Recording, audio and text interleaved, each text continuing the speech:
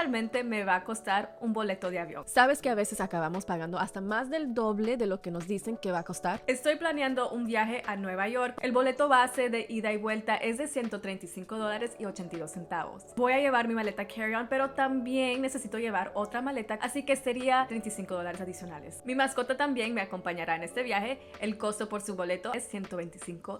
Toca elegir nuestros asientos. Escogí un asiento en la cabina principal por $8.32 para el vuelo de ida. El regreso, un asiento similar por $24.40. Y no nos olvidemos de los impuestos y cargos adicionales como el impuesto de segmento, el impuesto de transporte, el cargo por instalaciones para pasajeros, que suma un total de $40.39 solo en impuestos. Entonces, sumando todo esto, el total del vuelo es de $368.93, un aumento de $233.11.